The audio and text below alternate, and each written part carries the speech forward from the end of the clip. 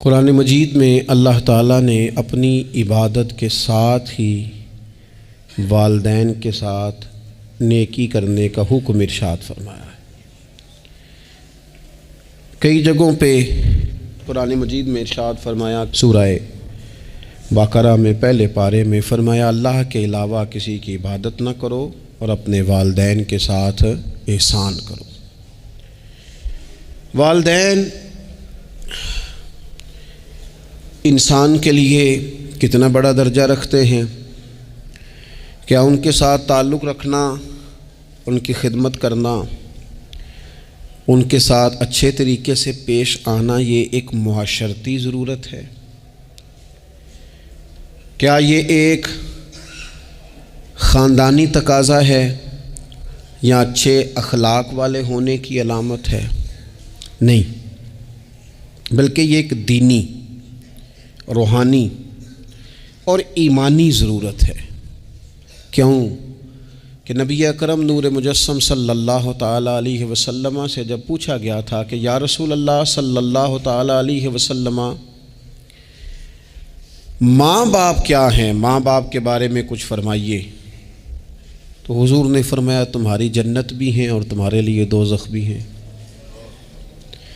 اگر تم ان کے حقوق اچھے طریقے سے ادا کرنے میں کامیاب ہو جاتے ہو، اگر تم ان کے ساتھ اخلاق عالیہ کا رویہ رکھنے میں کامیاب ہو جاتے ہو، اگر تم ان کے ساتھ محبت کا سلوک کرتے ہو، ان کو خوش کرنے میں کامیاب ہو جاتے ہو، شریعت اسلامیہ نے جو ان کے حقوق متعین کیے اگر وہ تم ادا کر لیتے ہو تو تمہارے لیے جنت ہے، اور اگر تم ان حقوق کو ادا کرنے میں ناکام رہتے ہو تو پھر تمہارے لیے دوزخ ہے۔ تو یہ ایک دینی، روحانی، ایمانی ضرورت ہے، اس کا ہمیں احساس ہونا چاہیے۔ ظاہر ہے ہم انسان ہیں اور والدین بھی انسان ہیں، ایسا نہیں ہو سکتا کہ ان کا رویہ ہمیشہ ہی ٹھیک ہو۔ یہ کیسے ممکن ہے کہ وہ کبھی خطا نہ کریں؟ یہ کیسے ہو سکتا ہے کہ کبھی ان کے رویے میں ترش روئی نہ آئے، وہ کبھی تلخ نہ بولیں؟ یہ بھی بہت ساری جگہوں پہ دیکھا گیا ہے، اور یہ 100% حقیقت ہے کہ بعض مقامات پر والدین انصاف بھی نہیں کر پاتے۔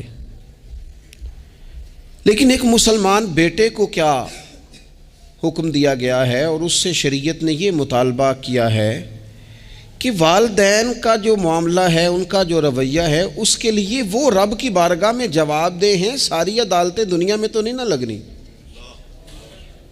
ایک عدالت صبح قیامت بھی تو قائم ہوگی۔ اگر وہ کہیں کسی مقام پر، کہیں جگہ پر وہ کسی غلطی کا شکار ہیں تو عند اللہ جواب دیں گے۔ ہم کیا کریں؟ تو حضور علیہ الصلوۃ والسلام نے فرمایا اگر تمہارے ماں باپ تم پر ظلم بھی کریں تو تم نے پھر بھی نیکی کرنی ہے۔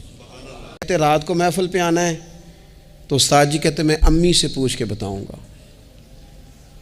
تو کہتے آپ کیا بات کرتے ہیں، اتنی آپ کی عمر ہو گئی، بچے آپ کے بڑے ہیں، پوتے آپ کے، پوتیاں نواز، اور ابھی بھی امی سے؟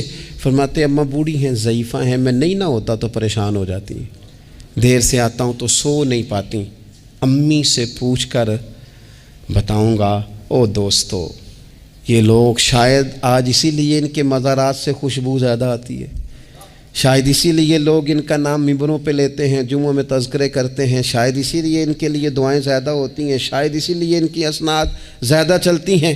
کیا میرے رسول کریم نے فرمایا؟ حضور نے فرمایا صحابہ اگر میری والدہ موجود ہوتی نا اور میں تمہیں نماز پڑھانے آتا اور میں سورہ فاتحہ پڑھ لیتا اور میری ماں پردہ سرکا کے کہتی بیٹا ذرا میری بات سننا، تو فرمایا اللہ کی قسم نماز توڑ کے اپنی اماں کی بات سن کے آتا۔ آپ میری بات کو سمجھیں، اس مفہوم کو اپنی زندگی میں پیدا کریں، اور بالخصوص والدین رخصت ہو جائیں تو پھر تو زیادہ حق بنتا ہے کہ ہم تھوڑا اور زیادہ محتاط ہو جائیں۔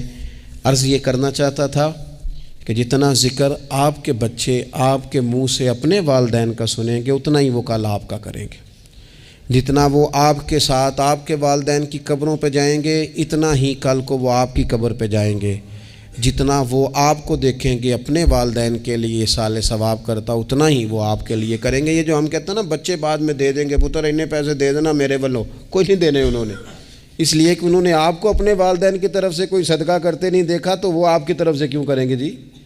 یہ تو رواج ہے جو آپ نے ڈالنا ہے، تو یہ گھر میں ڈل جانا ہے۔ اللہ تبارک و تعالیٰ کی بارگاہ میں دعا کرتا ہوں اللہ ہمیں سمجھ نصیب کرے۔